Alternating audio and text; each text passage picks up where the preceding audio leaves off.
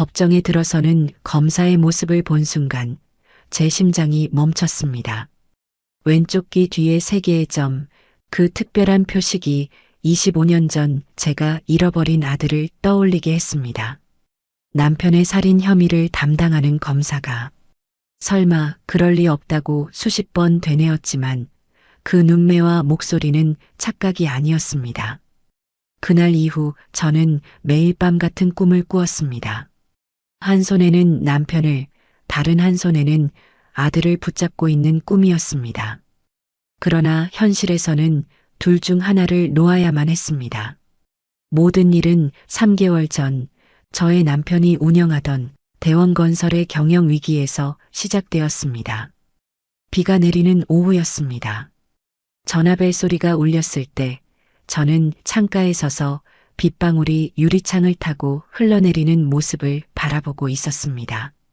남편은 오늘도 평소보다 늦게 돌아올 거라고 했지만 그가 이렇게 영영 집으로 돌아오지 못하게 될 줄은 몰랐습니다. 박미영 씨 되십니까? 낯선 남성의 목소리가 수화기 너머로 들려왔습니다. 네, 맞습니다만.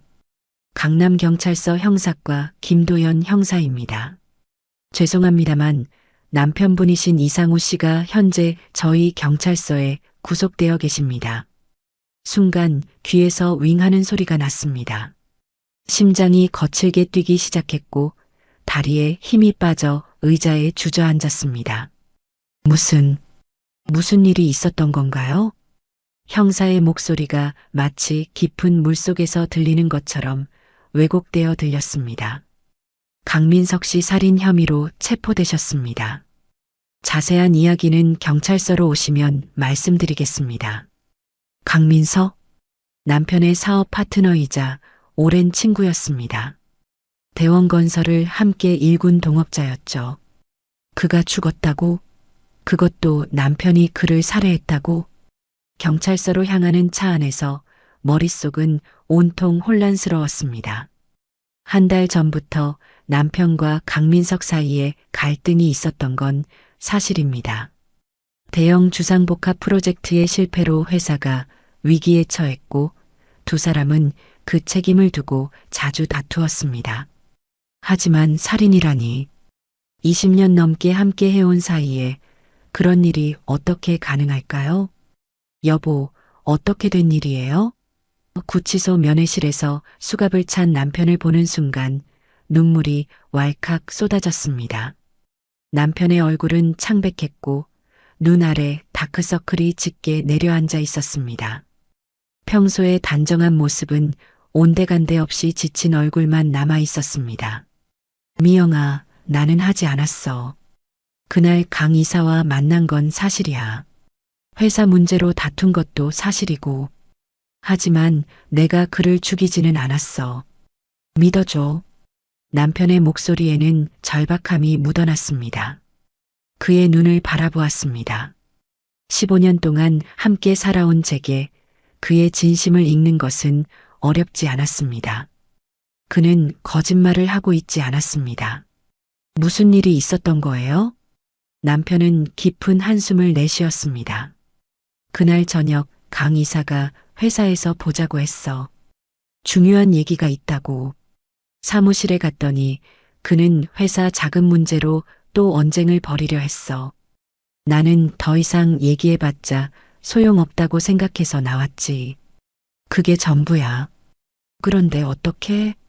강 이사가 그 후에 살해당했나 봐. 그리고 그의 사무실에 있던 단검에 내 지문이 남아 있었대. CCTV에도 내가 마지막으로 그의 사무실을 나오는 모습이 찍혔고 남편의 말은 오늘 형사에게 들은 내용과 일치했습니다. 장식용 단검에 남겨진 지문, 마지막으로 사무실을 나오는 CCTV 영상, 두 사람의 갈등 관계. 모든 정황 증거가 남편을 가리키고 있었습니다. 변호사는요? 남편은 쓴웃음을 지었습니다. 회사도 이 모양인데 우리가 돈이 어디 있어. 국선 변호인이 배정됐어. 다음 날 국선 변호인 정태훈 변호사를 만났습니다. 그는 30대 중반의 젊은 변호사였지만 그의 눈에는 피로와 무관심이 깃들어 있었습니다. 국선 변호인과의 첫 상담은 절망 그 자체였습니다. 구치소 면회실의 차가운 조명 아래 저는 남편과 정태훈 변호사 사이의 대화를 가슴 졸이며 지켜보았습니다. 변호사의 서류 가방에서 꺼내진 서류들이 테이블 위에 차곡차곡 쌓였습니다. 이상우 씨, 솔직히 말씀드리겠습니다. 정 변호사는 안경을 올리며 냉정한 목소리로 말했습니다. 현재 상황에서 무죄를 주장하기는 매우 어렵습니다. 살인 무기에 당신의 지문이 선명하게 남아있고 CCTV에는 사망 추정 시간대에 피해자의 사무실을 나오는 모습이 찍혀 있습니다. 여기에 회사 직원들의 증언까지 있습니다. 남편은 고개를 들어 변호사를 똑바로 바라보았습니다. 그의 눈에는 분노와 절망이 뒤섞여 있었습니다. 저는 그를 죽이지 않았습니다. 남편의 목소리는 흔들림 없이 단호했습니다. 강 이사와 다툰 것은 사실입니다. 그의 사무실에 있던 단검을 만진 것도 사실이고요. 하지만 저는 절대 그를 죽이지 않았습니다. 정 변호사는 한숨을 내쉬었습니다. 수십 개의 사건을 동시에 맡고 있는 국선 변호인의 지친 표정이었습니다. 이해합니다. 하지만 법정에서 중요한 것은 개인적 확신이 아니라 증거입니다. 그가 서류를 정리하며 말했습니다. 검찰은 이미 살인죄로 기소했고 현재로서는 우발적 범행을 인정하고 정상 참작을 요청하는 것이 가장 현실적인 전략입니다. 그건 제가 범행을 인정한다는 뜻입니다. 남편이 테이블을 손으로 내리쳤습니다. 저는 무죄입니다. 면회가 끝나고 남편이 다시 구치소로 돌아간 후 정 변호사는 저를 복도로 불러냈습니다. 형광등 불빛 아래 그의 표정은 더욱 냉정해 보였습니다. 박미영 씨, 이해하셔야 합니다. 그가 서류 가방을 손에 꼭 쥐며 말했습니다. 이런 상황에서 무죄를 고집하는 것은 더 큰 형벌을 자초할 수 있습니다. 심신미약이나 우발적 범행을 주장하면 감형 가능성이 있지만 증거가 명백한 상황에서 끝까지 무죄를 주장하면 법원은 오히려 반성하지 않는 태도로 보고 더 중한 형을 선고할 수 있습니다. 하지만 남편이 정말 하지 않은 일이라면요? 그의 눈에서 잠시 동정의 빛이 스쳤습니다. 아마도 이런 상황을 수없이 보아왔을 그였습니다. 증거가 필요합니다. 박미영 씨. 지금 모든 증거는 당신 남편에게 불리합니다. 다른 증거나 용의자가 나타나지 않는 한 현실을 직시하셔야 합니다. 첫 공판을 일주일 앞둔 어느 날 저는 다시 구치소를 찾았습니다. 한 달 사이 남편은 완전히 다른 사람이 되어 있었습니다. 얼굴은 수척해지고 검은 수염이 하얀 얼굴을 뒤덮고 있었습니다. 그의 눈에는 생기가 사라져 있었습니다. 어떻게 지내요? 저는 억지로 미소를 지었습니다. 남편도 같은 미소로 화답했습니다. 둘 다 거짓말을 하고 있다는 것을 알면서도 말입니다. 별일 없어? 당신은 어때? 그의 목소리에서 걱정이 묻어났습니다. 자신의 상황에서도 절 걱정하는 그의 모습에 가슴이 아팠습니다. 변호사가 감형을 권유하더라도 우리는 포기하지 않을 거예요. 제가 그의 손을 꼭 잡았습니다. 남편은 말없이 제 손을 잡았습니다. 그의 손은 차가웠습니다. 평소 그의 손은 항상 따뜻했는데 이제는 차갑게 식어 있었습니다. 미영아.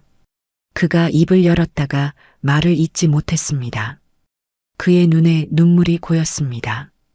지금까지 함께 살면서 그가 우는 모습을 본 것은 민우를 잃었을 때가 마지막이었습니다. 괜찮아요. 제가 그의 눈물을 닦아주었습니다. 우리는 이겨낼 거예요. 당신은 무죄이고 우리는 그것을 증명할 거예요. 남편은 고개를 끄덕였습니다. 그의 눈에 잠시 희망의 빛이 스쳤습니다. 고마워, 미영아. 당신이 있어서 정말 다행이야. 면회를 마치고 나오면서 저는 결심했습니다. 국선 변호인이 적극적으로 나서지 않는다면 제가 직접 증거를 찾아야 했습니다. 공판이 시작되면 더 많은 정보를 얻을 수 있을지도 모른다는 희망을 품었습니다. 집으로 돌아와 창가에 앉았습니다. 저녁 노을이 붉게 물들어가는 하늘을 바라보며 과거에 행복했던 순간들을 떠올렸습니다. 남편과의 첫 만남, 민우의 탄생, 함께 웃고 울었던 순간들, 그리고 민우를 잃은 후 서로를 의지하며 살아온 시간들. 이제 남편마저 잃을 수는 없었습니다. 옷장에서 오래된 상자를 꺼냈습니다. 그 안에는 민우의 사진들이 있었습니다. 민우가 살아있다면 이제 35살. 지금쯤 결혼해서 잘 살고 있었겠지? 보고 싶구나, 민우야. 그때까지만 해도 저는 몰랐습니다. 죽은 줄 알았던 민우를 남편의 살인 혐의 재판에서 다시 만나게 될 줄은. 첫 공판 당일 하늘은 유난히 맑았습니다. 법원으로 향하는 버스 안에서 창밖을 바라보며 맑은 하늘이 역설적으로 느껴졌습니다. 이런 날 저는 남편의 재판정에 앉아 있어야 했습니다. 오래된 정장을 꺼내 입고 오랜만에 화장도 했습니다. 남편 앞에서 무너지는 모습을 보이고 싶지 않았습니다. 법원 복도는 사람들로 분주했습니다. 각자의 사연을 안고 이곳에 모인 사람들 사이에서 저는 외로움을 느꼈습니다. 법정 문을 열고 들어가자 이미 많은 방청객이 자리를 잡고 있었습니다. 살인 사건은 항상 사람들의 관심을 끌기 마련이었습니다. 앞쪽 방청석에 자리를 잡고 앉았습니다. 얼마 후 피고인석으로 남편이 들어왔습니다. 수갑을 찬 그의 모습에 가슴이 무너져 내렸습니다. 그는 고개를 들어 방청석을 둘러보다 저를 발견하고는 힘없는 미소를 지었습니다. 그 순간만큼은 우리 둘만 있는 것 같았습니다. 국선 변호인 정태훈 변호사는 피고인석에서 남편과 마지막 상담을 하고 있었습니다. 남편은 고개를 가끔 끄덕일 뿐 별다른 반응을 보이지 않았습니다. 재판부 입정합니다. 법원 직원의 외침과 함께 모두 일어섰습니다. 엄숙한 분위기 속에서 판사 3명이 입장했습니다. 이어서 검사석으로 검사가 들어섰습니다. 그 순간이었습니다. 검은 법복을 입은 젊은 검사가 법정에 들어서는 순간 제 시선은 그에게 고정되었습니다. 처음에는 그저 젊고 단정한 검사라는 인상만 받았습니다. 그러나 그가 자리에 앉기 위해 고개를 돌리는 순간 숨이 멎는 것 같았습니다. 그의 왼쪽 귀 뒤에서 보이는 작은 3개의 점, 마치 작은 삼각형을 이루고 있는 그 점들이 제 시선을 사로잡았습니다. 심장이 제 의지와 상관없이 미친 듯이 뛰기 시작했습니다. 손가락이 저절로 떨렸습니다. 아니, 그럴 리가 없어. 머릿속에 25년 전 기억이 선명하게 떠올랐습니다. 민우의 왼쪽 귀 뒤에 있던 동일한 3개의 점. 의사는 그것을 선천성 색소 침착이라고 했습니다. 세상에 똑같은 무늬를 가진 사람이 또 있을까요? 검사 측은 피고인에 대한 공소 사실을 낭독해 주시기 바랍니다. 판사의 목소리에 검사가 일어섰습니다. 이제 그의 얼굴을 정면으로 볼 수 있었습니다. 검사의 이름은 서준호. 그의 눈매는 반달 모양으로 휘었고 콧날은 곱게 뻗어 있었습니다. 남편을 닮아도 너무 닮았습니다. 그리고 어린 민우의 모습이 그대로 담겨 있었습니다. 피고인 이상우는 2023년 3월 15일 오후 8시경 서울시 강남구 소재 대원건설 사무실에서 피해자 강민석을 장식용 단검으로 찔러 살해한 혐의로 기소되었습니다. 서준호 검사의 목소리는 단호했습니다. 그 목소리를 들으며 저는 숨조차 쉬기 어려웠습니다. 마치 꿈을 꾸는 것 같았습니다. 남편을 살인자로 몰아가는 사람이 우리의 잃어버린 아들이라니. 이런 잔인한 운명이 어떻게 가능한 것인지 이해할 수 없었습니다.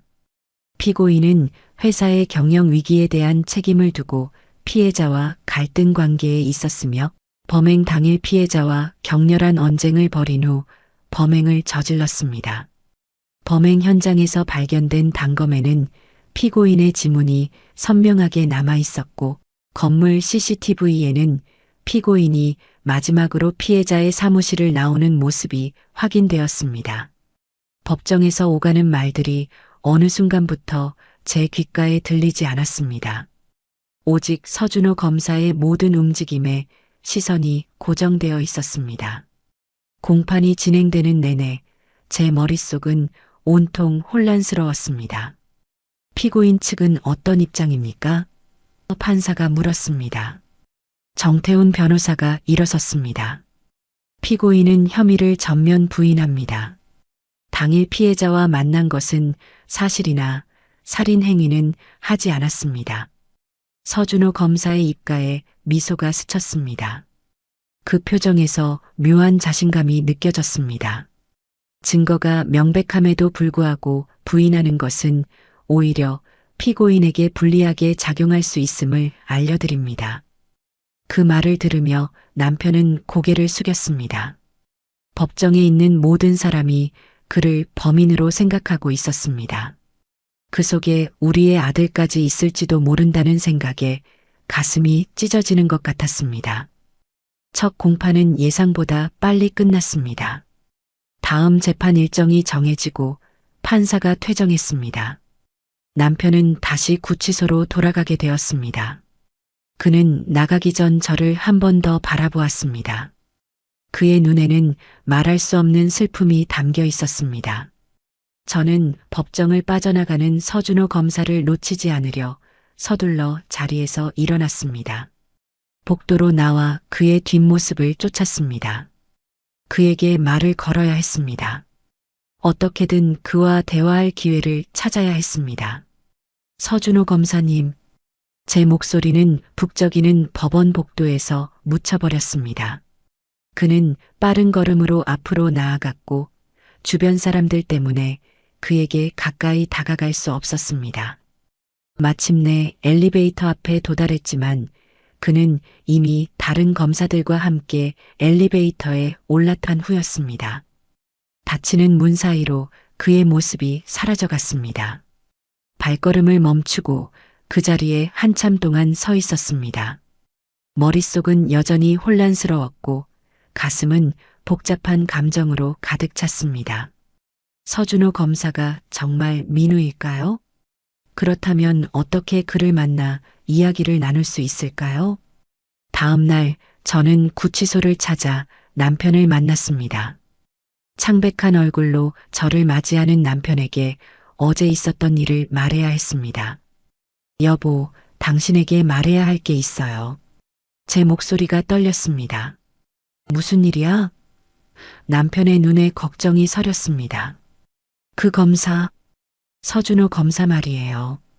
말을 꺼내기가 힘들었습니다. 그의 왼쪽 귀 뒤에 3개의 점이 있었어요. 민우와 똑같은 위치에. 남편의 눈이 커졌습니다. 뭐라고? 그리고 그의 얼굴, 눈매, 심지어 손짓까지. 너무 당신과 닮았어요. 그리고 어린 민우의 모습이. 남편은 한동안 아무 말도 하지 못했습니다. 그의 눈에 눈물이 고였습니다. 죄인의 모습으로 앉아있는 그를 보니 마음이 더 아팠습니다. 미영아. 그가 마침내 입을 열었습니다. 그럴 리가 없어. 우리 민우는 그날 사고로 시신은 찾지 못했잖아요. 제가 말했습니다. 항상 작은 희망을 품어왔잖아요.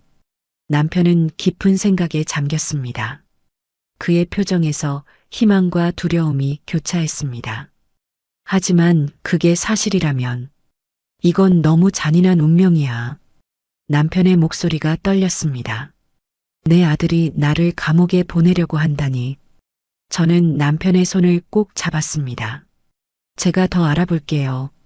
어떻게든 그와 만나서 이야기할 기회를 찾아볼게요. 남편은 고개를 끄덕였습니다. 그의 눈에는 복잡한 감정이 어려 있었습니다. 실종된 아들을 다시 만날 수 있다는 희망과 그 아들이 자신을 감옥에 보내려 한다는 아이러니한 공포가 뒤섞여 있었습니다.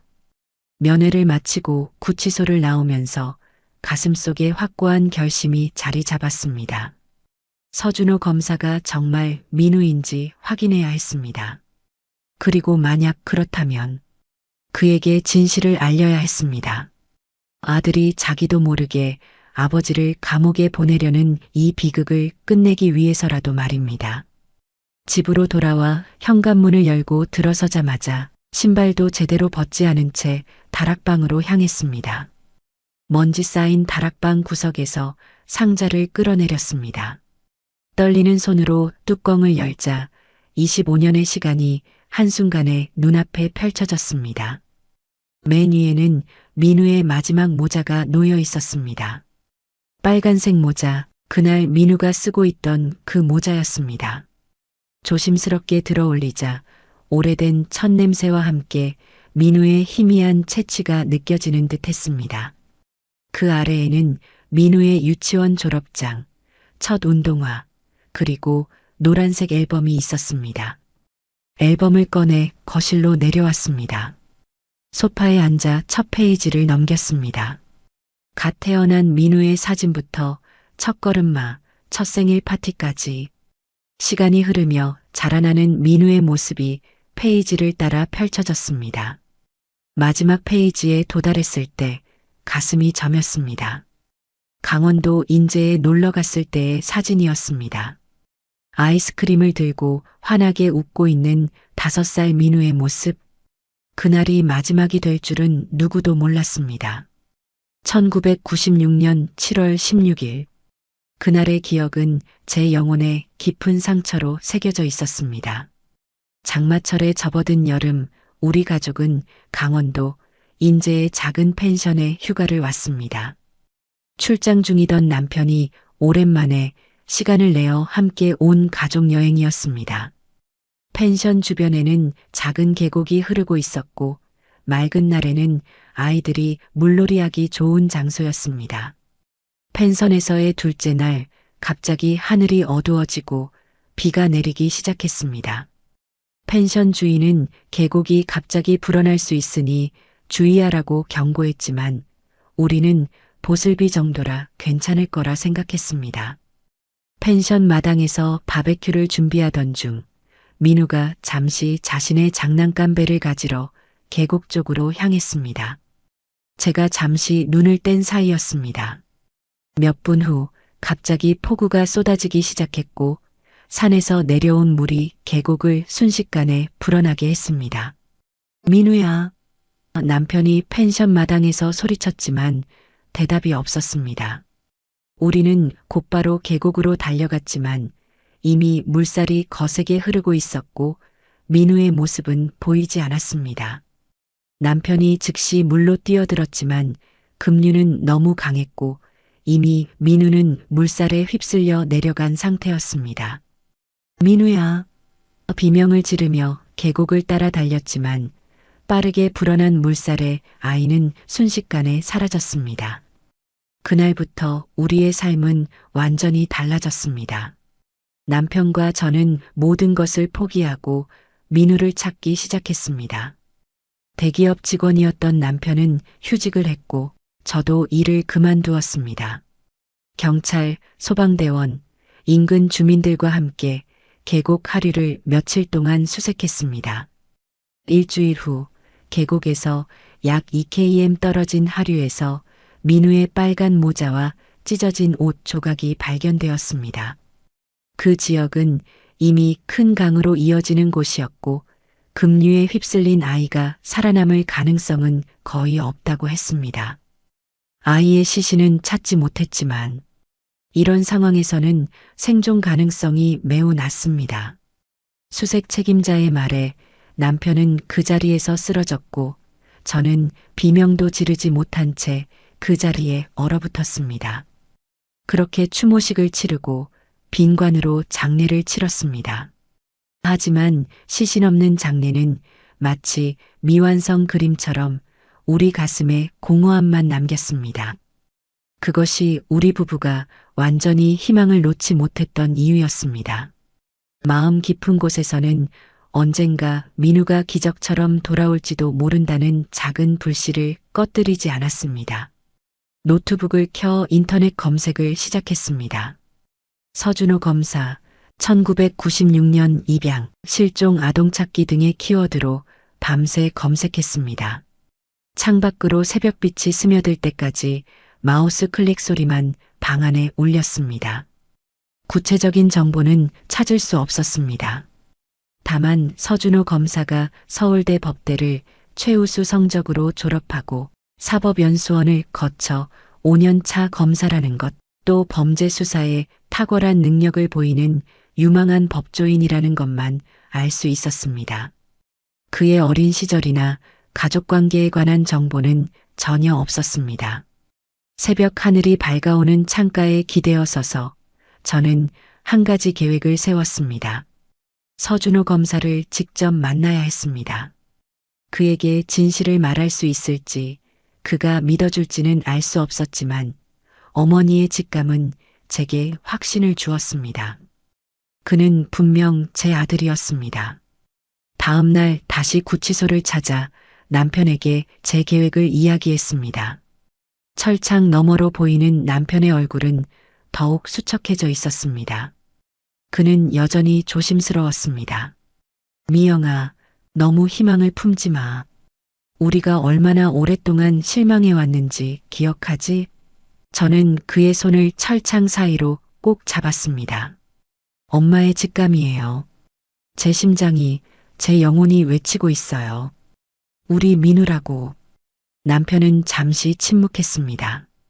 그의 눈에 맺힌 눈물이 천천히 볼을 타고 흘러내렸습니다. 만약 그 검사가 정말 우리 민우라면.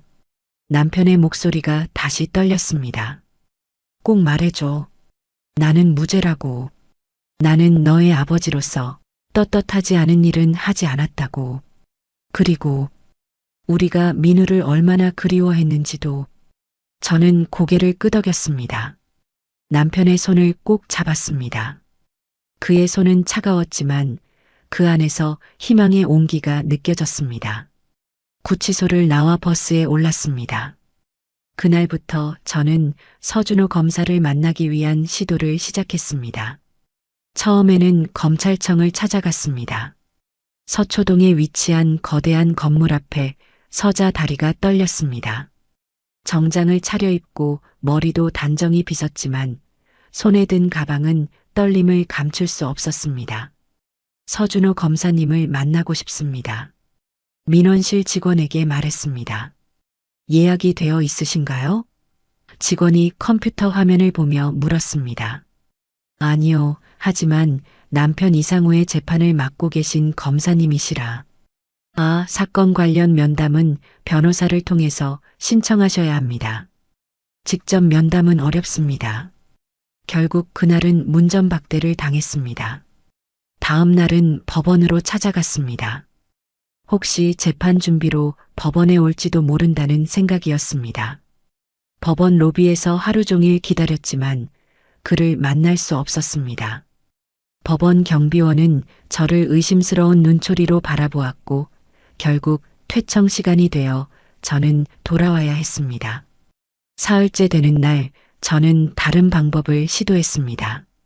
법원 직원들에게 물어 서준호 검사가 자주 가는 장소가 있는지 알아보았습니다. 저의 간절한 표정에 한 여직원이 조심스럽게 귀띔해 주었습니다. 서준호 검사님은 점심시간쯤 법원 뒤편 푸른나무 카페에 자주 가세요. 그날 저는 푸른나무 카페 구석 자리에 앉아 하루 종일 서준호 검사를 기다렸습니다. 떨리는 손으로 민우의 어린 시절 사진들과 출생증명서를 가방에서 꺼내 준비했습니다. 시간이 흘러 점심시간이 되자 문이 열리고 서준호 검사가 들어왔습니다. 검은색 정장에 넥타이를 단정하게 맨 모습이었습니다. 그는 카운터에서 아메리카노를 주문한 후 창가 자리를 찾았습니다. 이번 만남을 위해 몇 날 며칠을 준비했지만 막상 그가 눈앞에 나타나자 할 말이 모두 사라졌습니다. 깊게 숨을 들이마시고 용기를 내어 그의 테이블로 다가갔습니다. 서준호 검사님. 그가 고개를 들었습니다. 처음에는 누군지 알아보지 못하는 듯 했지만 곧 표정이 변했습니다. 아, 이상우 씨의 부인분이시죠? 그의 목소리는 공손했지만 경계심이 느껴졌습니다. 네, 박미영입니다. 잠시 이야기 나눌 수 있을까요? 서준호는 망설이는 듯 했습니다. 사건에 관한 이야기라면 변호사를 통해 연락해 주셔야 합니다. 피고인 가족과 직접 대화하는 것은 적절하지 않습니다. 사건에 관한 것이 아닙니다. 제 목소리가 떨렸습니다. 개인적인 이야기입니다. 매우 중요한 일입니다. 그는 잠시 고민하더니 맞은편 의자를 가리켰습니다. 짧게만 이야기 나누겠습니다. 테이블에 앉으며 민우의 사진을 담은 봉투를 꺼냈습니다. 손이 너무 떨려 사진을 몇 장 떨어뜨리고 말았습니다. 서준호가 재빨리 사진을 주워주었고 그 순간 그의 눈이 사진 속 어린 민우에게 닿았습니다. 이 아이는 누구인가요? 그가 물었습니다. 제 아들입니다. 민우, 이민우라고 합니다. 심장이 빠르게 뛰었습니다. 30여 년 전 계곡에서 사고로 잃어버린 아들입니다. 서준호 검사의 표정이 약간 경직되었습니다. 그는 사진을 자세히 들여다보았습니다. 왜 이 사진을 저에게 보여주시는 건가요? 깊게 숨을 들이마시고 결심한 듯 말했습니다. 검사님, 저는 당신이 제 아들 민우라고 생각합니다. 서준호 검사의 눈이 커졌습니다. 잠시 말문이 막힌 듯 했습니다. 그러다 갑자기 어색한 웃음을 지었습니다. 박미영 씨, 그게 무슨 말씀이신지. 제가 입양하라는 사실을 어떻게 알아내셨는지 모르겠지만 박미영 씨와는 아무 관련이 없습니다. 당신의 왼쪽 귀 뒤에 있는 3개의 점. 제가 말했습니다. 그건 민우가 태어날 때부터 가지고 있던 특별한 표식입니다. 의사는 선천성 색소 침착이라고 했습니다. 서준호 검사의 표정이 변했습니다. 무의식적으로 그의 손이 왼쪽 귀 뒤로 향했습니다. 그의 눈에서 혼란이 읽혔습니다. 그건 우연의 일치일 수 있습니다. 그가 말했지만 목소리에 확신이 없었습니다. 다른 사진들을 테이블 위에 펼쳤습니다. 민우의 성장 과정, 남편과 민우가 함께 찍은 사진, 그리고 출생 증명서까지. 서준호 검사는 말없이 사진들을 바라보았습니다. 그의 표정이 점점 깊은 생각에 잠기는 듯 했습니다. 그가 마침내 입을 열었습니다. 양부모님이 말씀하시길 제가 어린 나이에 고아원에서 입양되었다고 했습니다. 1996년도에요. 제 목소리가 떨렸습니다. 우리 가족은 1996년 여름에 강원도 인제 펜션에 놀러 갔어요. 그때 갑자기 불어난 계곡 물로 민우가 실종됐죠. 서준호 검사는 묵묵히 듣고 있었습니다. 그의 얼굴에는 복잡한 감정이 스쳐 지나갔습니다. 저의 눈에는 눈물이 흐르기 시작했습니다. 서준호 검사는 뭐라고 말해야 할지 몰라 하는 듯 했습니다. 박미영 씨, 이해합니다. 아들을 잃은 슬픔이 얼마나 크실지. 하지만 저는 그의 목소리가 흔들렸습니다. 살아계신 어머니가 그리웠던 적 없나요? 제가 물었습니다. 어떤 상처가 있는지, 어디서 왔는지 궁금하지 않으셨나요? 서준호 검사는 잠시 침묵했습니다. 그의 눈빛이 흔들렸습니다. 물론 그런 생각을 안 해본 것은 아닙니다. 하지만 그가 말을 마치기도 전에 그의 휴대폰이 울렸습니다. 그는 시계를 확인하고 놀란 표정을 지었습니다. 죄송합니다. 회의 시간이 됐습니다. 그가 급히 일어섰습니다. 이 이야기는 좀 더 생각해 봐야 할 것 같습니다. 서준호 검사는 사진 몇 장을 집어들었습니다. 이 사진들을 좀 가져가도 될까요? 확인해 볼 것이 있습니다. 물론이죠. 제가 말했습니다. 그리고 이것도 가져가세요. 미리 DNA 검사를 위해 준비해둔 샘플 봉투를 건넸습니다. 확인하고 싶으시면. 그는 봉투를 주저하다가 받아들었습니다. 그리고는 복잡한 표정으로 저를 잠시 바라보고 서둘러 카페를 나갔습니다. 그의 뒷모습을 바라보며 마치 25년 전 민우가 계곡 물에서 놀고 있는 모습이 겹쳐 보였습니다. 카페에 홀로 남겨진 저는 한참 동안 자리에서 일어나지 못했습니다. 희망과 두려움이 뒤섞인 감정에 온몸이 떨려왔습니다. 한편 서준호 검사는 자신의 사무실로 돌아오자마자 문을 닫고 블라인드를 내렸습니다. 책상 위에 박미영에게 받은 사진들과 봉투를 펼쳐 놓았습니다. 그의 머릿속은 온통 혼란스러웠습니다. 아침까지만 해도 명확했던 그의 정체성이 단 한 번의 만남으로 뿌리째 흔들리고 있었습니다. 사진 속 어린아이를 자세히 들여다보았습니다. 분명 낯선 아이였지만 어딘가 모르게 익숙한 느낌이 들었습니다. 특히 아이의 눈매는 서준호가 매일 아침 거울에서 보는 자신의 모습과 닮아 있었습니다. 말도 안 돼. 하지만 동시에 귀 뒤의 세계점에 대한 이야기가 그를 불안하게 만들었습니다. 서준호는 자신의 왼쪽 귀 뒤에 있는 그 점들이 항상 자신만의 특별한 표식이라고 생각해 왔습니다. 양부모는 그것을 별자리라고 부르며 특별한 아이라고 말했었습니다. 그런데 이제 와서 그 점이 다른 가족과 연결될 수 있다는 사실이 그를 혼란스럽게 했습니다. 서준호 검사는 법의학 연구소의 옛 동기에게 전화를 걸었습니다. 현우야, 나 준호인데 부탁할 게 있어. 오랜만이다. 무슨 일이야? DNA 검사 좀 해줄 수 있을까? 비공식적으로 서준호 검사가 조심스럽게 말했습니다. 누구의 DNA를 비교하려는 건데? 내 DNA와 어떤 여성의 DNA를 비교해야 해. 친자 확인 같은 건가? 현우의 목소리에 호기심이 묻어났습니다. 그래. 이건 개인적인 문제야. 공식 기록은 남기지 말아줘. 알았어. 샘플만 가져오면 돼. 그날 오후 서준호 검사는 박미영이 준 머리카락 샘플과 자신의 구강세포 샘플을 현우에게 전달했습니다. 검사 결과는 다음 날 오후에 나올 거라고 했습니다.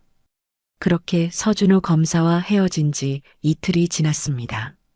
저는 거실에 앉아 서준호 검사의 연락을 기다리고 있었습니다.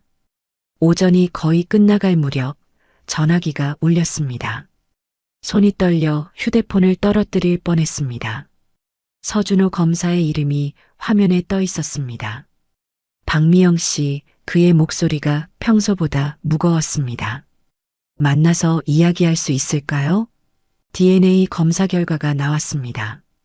심장이 목구멍까지 차오르는 느낌이었습니다. 30년간의 기다림이 이 순간으로 모여들었습니다. 네, 물론이죠. 어디서 만날까요? 저희가 만난 그 카페에서 오후 2시에 만나요. 전화를 끊자마자 저는 구치소로 달려갔습니다. 남편과 이 순간을 나누고 싶었습니다. 면회실에서 그를 기다리는 동안 손가락은 쉬지 않고 떨렸습니다. 민우의 5살 때 모습이 계속 눈앞에 아른거렸습니다. 남편은 창백한 얼굴로 면회실에 들어왔습니다. 제 눈빛만 보고도 그는 알아챘습니다.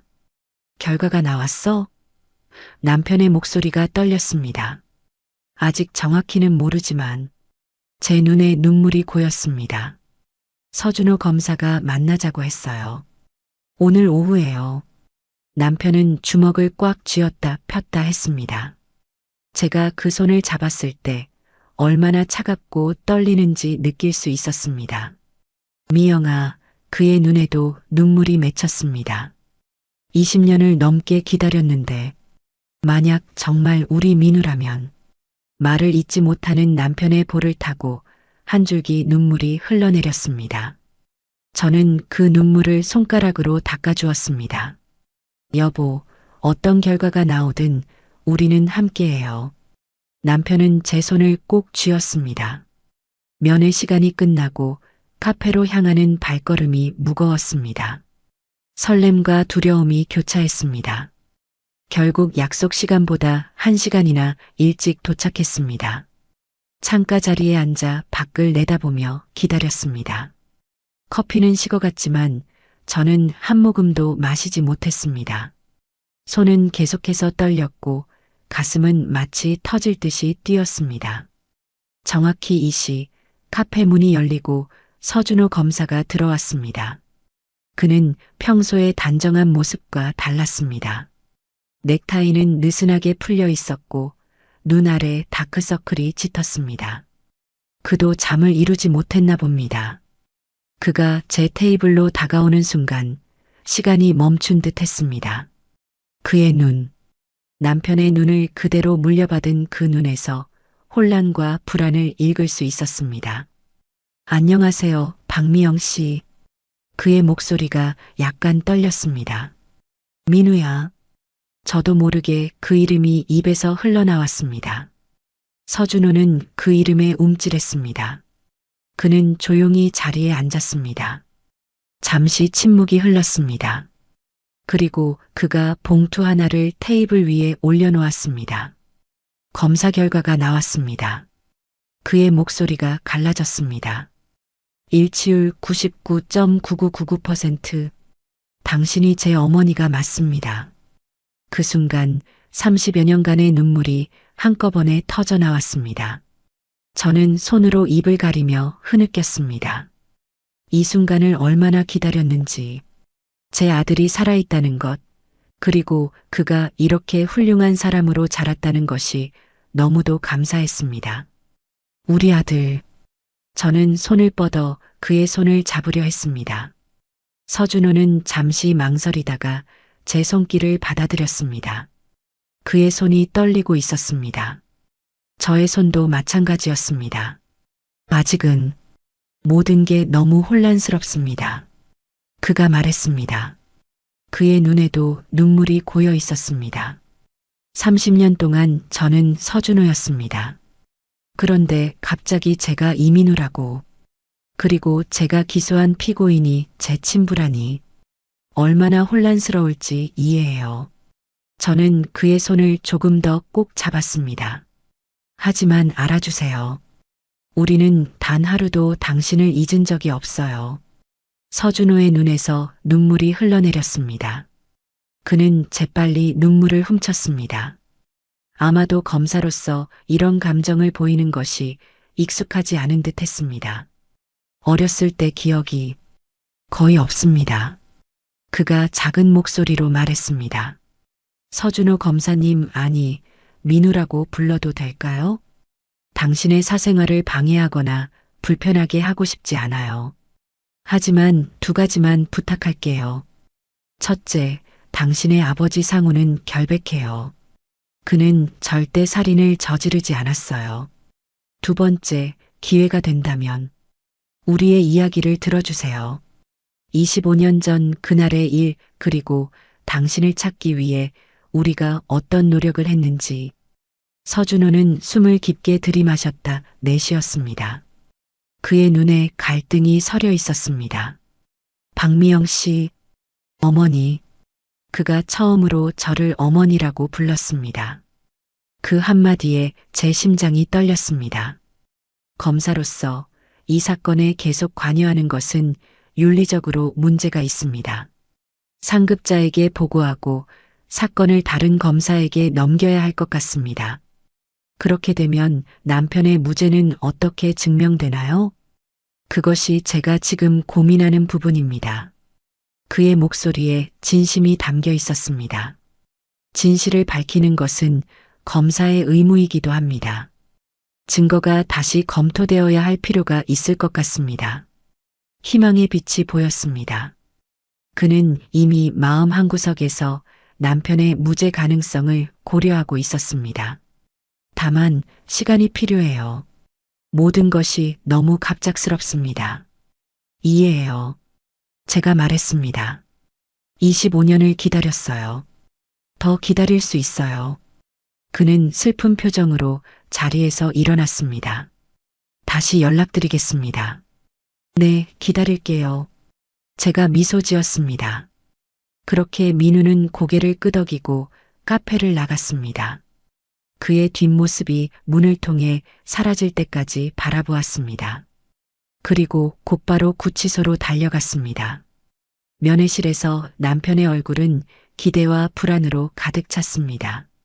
제가 미소 짓는 것을 보자 그의 눈에 눈물이 고였습니다. 맞아? 그가 떨리는 목소리로 물었습니다. 네, 여보. DNA 검사 결과가 일치했어요. 우리 민우예요. 제 눈에서도 눈물이 흘러내렸습니다. 남편은 양손으로 얼굴을 가렸습니다. 그의 어깨가 흔들렸습니다. 우리 아들, 정말 살아있었구나. 그가 흐느꼈습니다. 기억은 거의 없지만 아주 희미하게 무언가 남아있는 것 같아요. 그런데 지금 이렇게 구치소에 있는 나를 아버지로 받아들일까? 아직은 모든 게 너무 혼란스러울 거예요. 민우에게 시간이 필요해요. 제가 남편의 손을 잡았습니다. 하지만 중요한 건 민우가 진실을 알게 되었다는 거예요. 그리고 당신의 무죄도 곧 밝혀질 거예요. 저는 아들과 당신을 믿어요. 남편의 눈에서 복잡한 감정이 읽혔습니다. 기쁨, 안도, 그리고 아직 풀리지 않은 불안까지. 면회를 마치고 집으로 돌아오는 길, 가슴속은 기쁨과 설렘, 그리고 불안이 뒤섞인 감정으로 가득 찼습니다. 25년 동안 기다려온 아들을 찾았다는 기쁨, 그리고 남편의 무죄를 증명해야 한다는 절박함이 함께 밀려왔습니다. 하지만 민우와 만난 후 이틀이 지났음에도 별다른 연락은 없었습니다. 남편에게 면회를 갈 때마다 그의 눈에서 기대와 실망이 교차하는 것을 볼 수 있었습니다. 그러던 어느 날 드디어 민우에게서 전화가 왔습니다. 어머니, 저 서준호입니다. 그의 목소리는 예전처럼 공식적이었지만 무언가 달라진 것이 느껴졌습니다. 민우야, 잘 지냈니? 저도 모르게 친근한 말투가 나왔습니다. 잠시 침묵이 흘렀습니다. 그는 아직 본명으로 불리는 것에 익숙하지 않은 것 같았습니다. 오늘 만나서 이야기할 수 있을까요? 중요한 결정을 내렸습니다. 가슴이 철렁 내려앉았습니다. 그의 목소리에서 결정의 무게가 느껴졌습니다. 물론이지. 어디서 만날까? 제 사무실로 와주시겠어요? 좀 더 프라이빗한 대화가 필요합니다. 1시간 후 저는 검찰청 건물 앞에 서 있었습니다. 민우의 사무실에 들어섰을 때 그는 창가에 서서 비 내리는 풍경을 바라보고 있었습니다.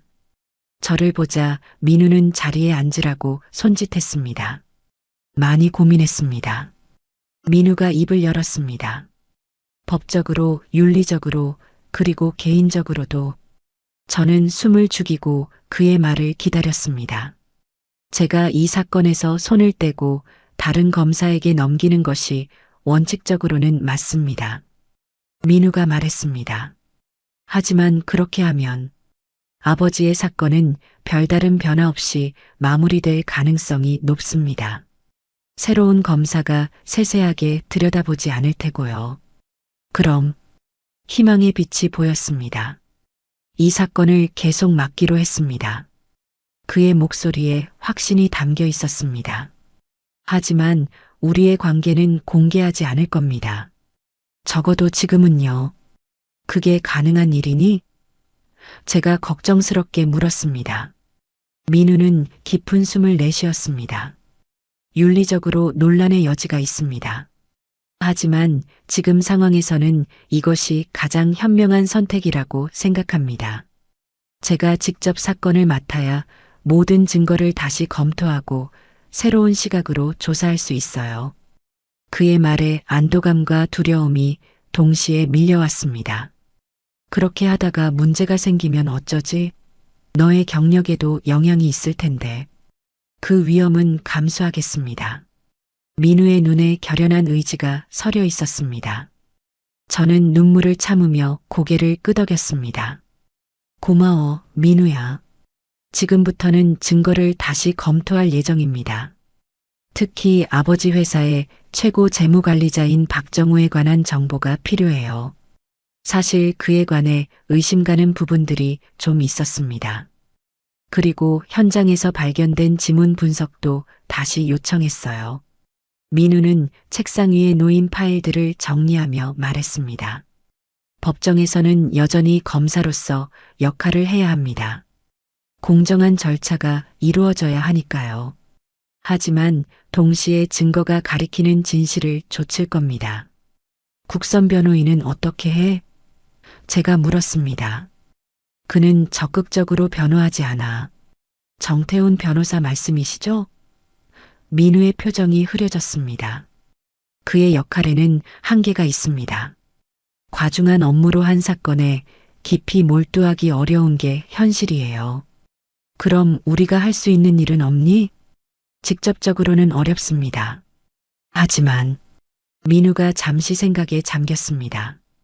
회사 내부 상황에 대해 자세히 아시는 게 있나요? 특히 최고 재무관리자인 박정우와의 피해자의 관계, 회사 자금 문제 등에 관해서요. 저는 알고 있는 최대한의 정보를 민우에게 전달했습니다. 남편이 언급했던 회사 내부 갈등, 박정우가 최근에 보인 이상한 행동들, 그리고 강민석과 트러블이 있었던 것들. 이 정보들이 도움이 될 것 같아요. 민우가 메모를 하며 말했습니다. 더 알아내면 연락드리겠습니다. 하지만 당부드릴 게 있습니다. 우리의 관계는 절대 외부에 알려지면 안 됩니다. 특히 법원이나 다른 검사들에게요. 아버지에게도 제가 사건을 계속 맡는다는 사실만 전하시고 자세한 내용은 말씀하지 마세요. 면회실은 감시될 가능성이 있으니까요. 현실의 무게가 다시 느껴졌습니다. 우리의 재회가 얼마나 복잡한 상황 속에서 이루어지고 있는지 다시 한번 깨달았습니다. 알겠어, 민우야. 조심할게. 구치소로 돌아가는 길, 마음은 복잡했습니다. 민우가 사건을 계속 맡기로 한 것은 다행이었지만 그가 감수해야 할 위험이 걱정되었습니다. 면회실에서 남편에게 민우의 결정을 전했을 때 그의 눈에 희망의 빛이 돌아왔습니다. 정말? 남편이 물었습니다. 그 아이가 계속 사건을 맡는다고? 그래. 하지만 우리의 관계는 비밀로 해야 한대. 여기서도 조심해야 해. 누가 듣고 있을지 모르니까. 남편은 이해한다는 듯 고개를 끄덕였습니다. 그 아이가 내 무죄를 믿어주는 거야? 완전히는 아니지만 진실을 찾고 싶어 해. 그게 중요해. 정태훈 변호사는 여전히 내게 혐의를 인정하라고 강요해. 남편이 한숨을 내쉬었습니다. 감형을 받을 수 있다면서. 하지만 이제 민우가 있잖아. 그 아이는 진실을 찾아낼 거야. 면회를 마치고 집으로 돌아오는 길, 하늘에서는 여전히 비가 내리고 있었습니다. 민우와의 만남 이후 저는 매일 밤 그에게서 연락이 오기를 기다렸습니다. 그는 자신의 결정에 따라 사건을 재조사하고 있다고 했지만 구체적인 진행 상황은 알 수 없었습니다. 아마도 조심스러운 상황 때문일 거라고 이해했습니다. 일주일째 되는 날 저녁, 드디어 민우에게서 전화가 왔습니다. 한강공원 잠원지구에서 만날 수 있을까요? 내일 아침 7시예요. 그의 목소리는 조용했지만 긴박함이 느껴졌습니다. 이른 아침 한강변에서 민우를 만났습니다. 그는 평소의 단정한 정장 대신 간단한 운동복 차림이었습니다. 조깅을 하는 사람처럼 보이기 위한 것 같았습니다. 여기서 이야기하는 게 좋겠어요. 사무실에 너무 자주 오는 것도 안전하지 않을 수 있으니까요. 그가 나무 벤치를 가리켰습니다. 사건을 검토하면서 몇 가지 이상한 점들을 발견했습니다. 민우는 주변을 살피며 작은 목소리로 말했습니다. 처음에는 증거가 너무 명백해 보였어요.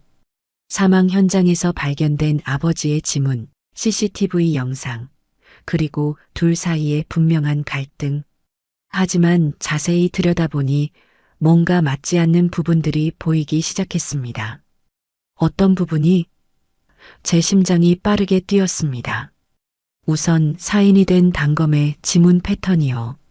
아버지의 지문은 주로 단검의 손잡이 부분에 있었는데 살인을 저질렀다면 더 다양한 각도의 지문이 나와야 해요.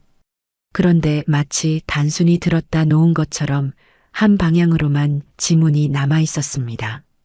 민우는 작은 노트를 꺼내 펼쳤습니다. 두 번째, CCTV 타임스탬프에 불일치가 있어요. 건물 외부 카메라와 내부 카메라 사이에 약 5분의 시간차가 있습니다. 아마도 어느 한쪽이 정확하게 설정되지 않은 것 같아요. 이 차이가 중요한 이유는 만약 외부 카메라 시간이 정확하다면 아버지가 나간 후 다른 누군가가 건물에 들어올 시간적 여유가 있었다는 뜻이니까요. 그게 가능한 일이니? 제가 물었습니다.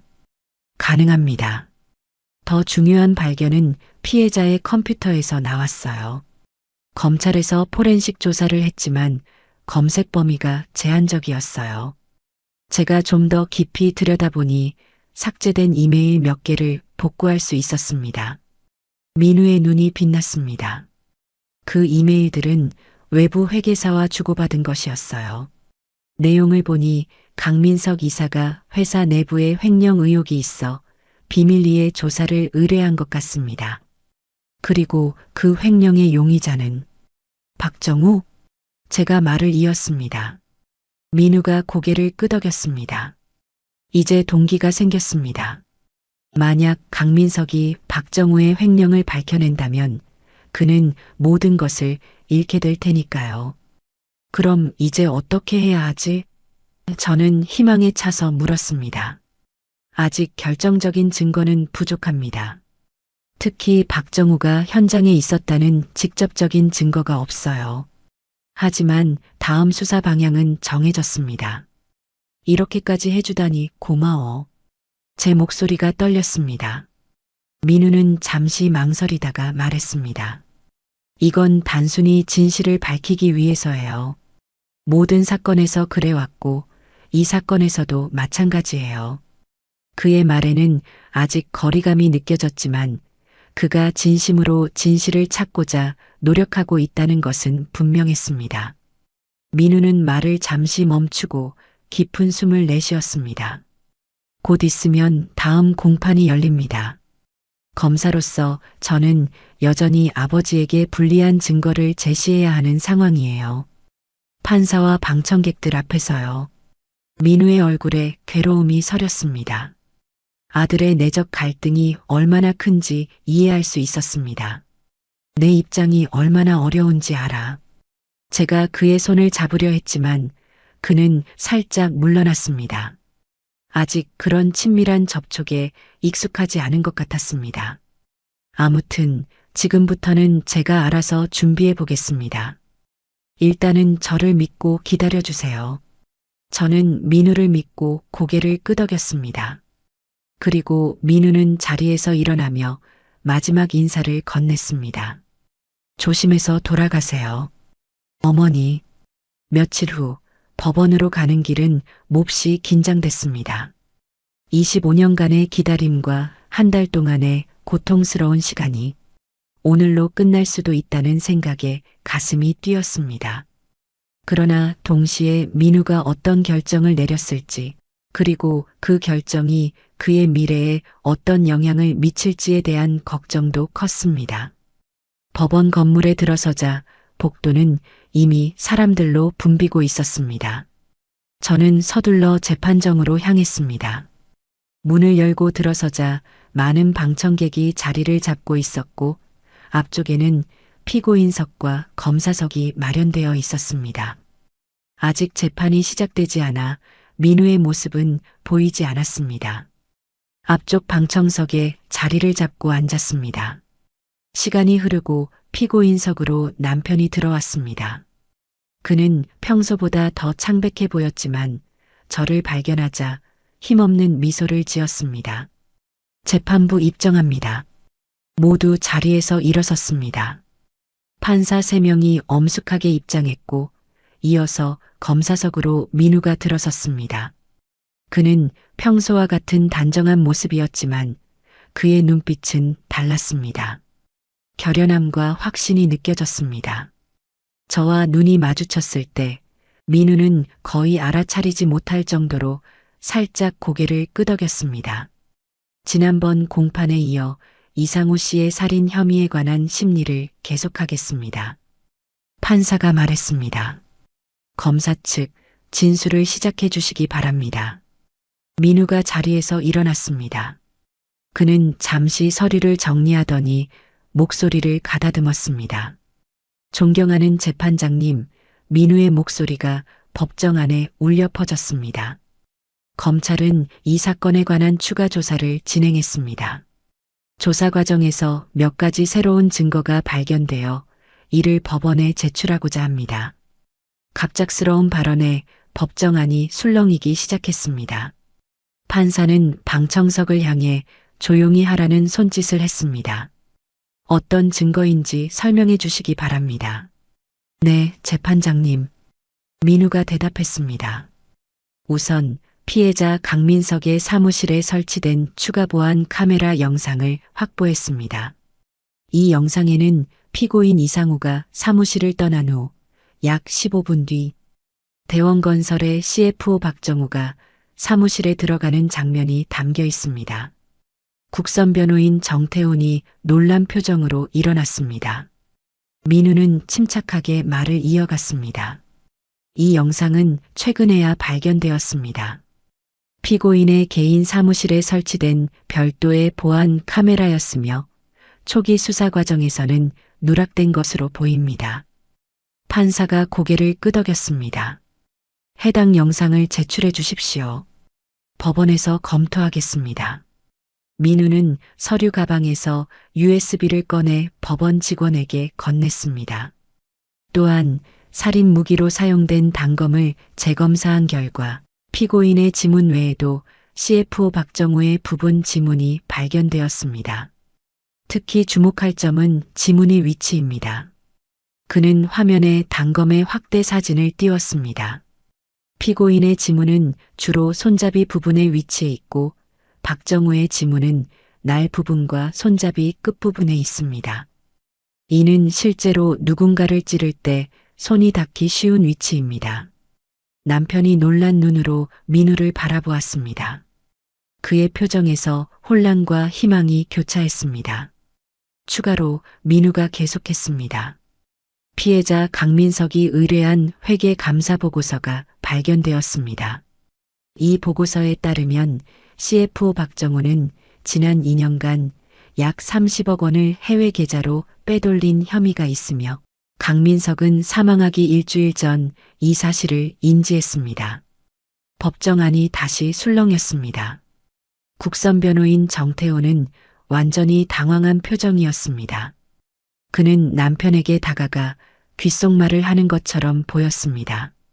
마지막으로 민우의 목소리가 다시 울려 퍼졌습니다. 사건 직후 박정우가 급하게 거액의 자금을 이동시킨 기록과 최근 해외 도피를 준비하는 정황이 포착되었습니다.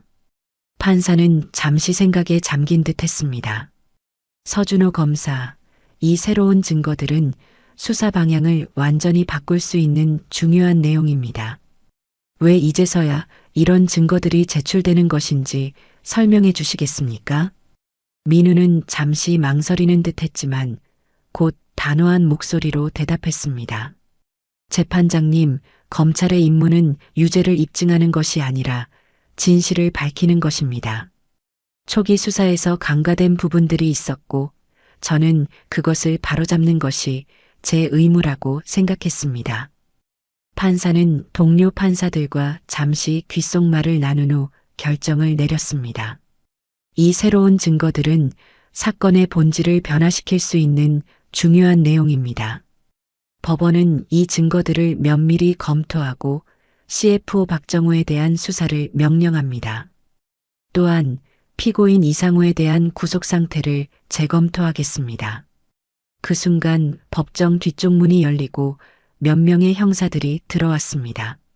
그들은 판사에게 뭔가를 전달한 후 판사의 허락을 받아 발언했습니다. 방금 박정호가 인천공항에서 출국 시도 중 체포되었습니다. 현재 조사 중입니다. 이 발표에 법정은 완전히 술렁였습니다. 판사는 망치를 두드리며 조용히 할 것을 요청했습니다. 이런 상황을 고려하여 법원은 피고인 이상우에 대한 구속을 취소하고 불구속 상태에서 재판을 진행하기로 합니다. 다음 공판은 박정호에 대한 수사가 진행된 후 결정하겠습니다. 망치 소리가 법정에 울려 퍼졌습니다. 믿을 수 없는 일이 벌어지고 있었습니다. 남편은 놀란 표정으로 주변을 둘러보았고 국선 변호인은 여전히 상황을 이해하지 못한 듯 했습니다. 재판이 일단락되고 남편은 법원 직원의 안내를 받아 피고인석에서 나왔습니다. 그리고는 민우가 먼저 아버지에게 가까이 다가갔습니다. 두 사람은 그렇게 처음으로 법정 밖에서 마주보게 되었습니다. 이상우 씨, 오늘부터 구속이 해제됩니다. 민우가 공식적인 어조로 말했습니다. 하지만 그의 눈에는 말로 표현할 수 없는 감정이 담겨 있었습니다. 남편은 혼란스러운 표정으로 민우를 바라보았습니다. 서준호 검사님, 법원 직원들이 주변에 있어 민우는 더 이상의 대화를 나누지 못했습니다. 그는 공식적인 인사를 한 후 급히 자리를 떠났습니다. 저는 남편에게 다가가 그를 꼭 안았습니다. 여보, 이제 집에 갈 수 있어요. 집으로 돌아오는 길, 남편에게 모든 이야기를 들려주었습니다. 우리 아들이 나를 구해줬군. 그의 목소리가 떨렸습니다. 그런데 이제 민우는 어떻게 될까? 검사로서 이런 행동은. 민우도 걱정했어요. 하지만 진실을 위해 기꺼이 그 위험을 감수했다고 했어요. 집에 도착한 후 남편은 오랜만에 자신의 방에 들어가 샤워를 하고 깨끗한 옷으로 갈아입었습니다. 그는 한 달 만에 처음으로 편안한 표정을 지었습니다. 저녁 무렵 초인종 소리가 들렸습니다. 문을 열자 민우가 서 있었습니다. 그는 이제 검사 제복이 아닌 평범한 청바지와 셔츠 차림이었습니다. 들어와도 될까요? 그가 조심스럽게 물었습니다. 남편이 거실로 나왔을 때 세 사람은 잠시 말없이 서로를 바라보았습니다. 25년이라는 시간이 이 순간에 응축된 것 같았습니다. 민우라고 불러도 될까? 앉아 민우야. 남편이 소파를 가리켰습니다. 우리는 모두 소파에 앉았고 잠시 어색한 침묵이 흘렀습니다. 먼저 사과드리고 싶습니다. 민우가 먼저 입을 열었습니다.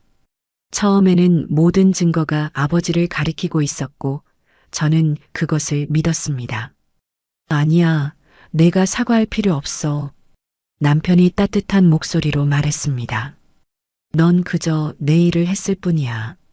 그리고 결국 진실을 밝혀냈잖아. 어쩌면 더 빨리 의심했어야 했는데. 민우의 목소리가 떨렸습니다. 중요한 건 내가 진실을 찾아냈다는 거야. 남편이 말했습니다. 그런데 이런 행동이 내 경력에 영향을 주지 않을까? 민우는 잠시 생각에 잠겼다가 대답했습니다. 아마도 일부 질책은 받겠지만 법적으로는 문제가 없습니다. 제가 발견한 모든 증거는 정당한 절차를 통해 확보했으니까요. 다만 그가 망설였습니다. 조금 더 빨리 상급자에게 보고했어야 했을지도 모릅니다. 나를 위해 그런 위험을 감수했다니. 남편의 눈에 눈물이 고였습니다. 진실을 위해서였습니다. 민우가 말했습니다. 그리고는 조심스럽게 덧붙였습니다. 그리고 가족을 위해서이기도 했습니다.